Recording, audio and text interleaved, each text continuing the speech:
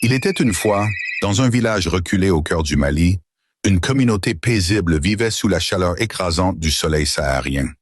Ce village, entouré par le désert, semblait hors du temps, protégé par les traditions ancestrales. Mais une légende effrayante hantait les habitants depuis des générations. Celle du djinné des sables, un esprit maléfique qui apparaissait les nuits de pleine lune. Les anciens racontaient que le djinn rôdait près du village lorsque le vent du désert soufflait de l'est, portant des cris lointains. On disait que ceux qui osaient s'aventurer dans les dunes pendant ces nuits mystérieuses disparaissaient sans laisser de traces, emportés par le djinni.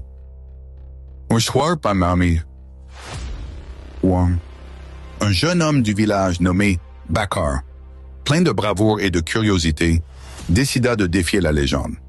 Convaincu que tout cela n'était que superstition, il s'aventura seul dans le désert par une nuit de pleine lune. Le vent commença à souffler plus fort, soulevant des vagues de sable qui formaient des silhouettes étranges dans l'obscurité. Soudain, Bakar entendit des chuchotements.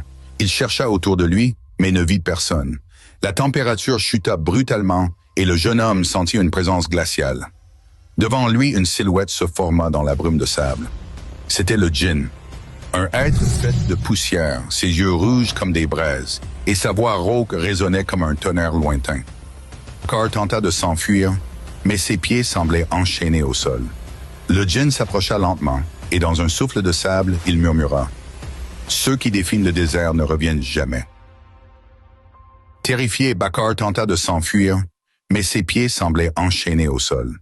Le djinn s'approcha lentement, et dans un souffle de sable, il murmura « Ceux qui défient le désert ne reviennent jamais ». Le lendemain matin, les villageois partirent de sa recherche, mais Bakar ne fut jamais retrouvé. À l'endroit où il avait disparu, ils découvrirent seulement une dune parfaitement lisse, sans la moindre empreinte. Depuis ce jour, le vent soufflant de l'Est est devenu un présage sinistre, rappelant à tous que certaines légendes ne doivent jamais être prises de la légère. Et encore aujourd'hui, dans ce village perdu du Mali, les habitants se terrent chez eux les nuits de pleine lune, redoutant la colère du djinn des sables.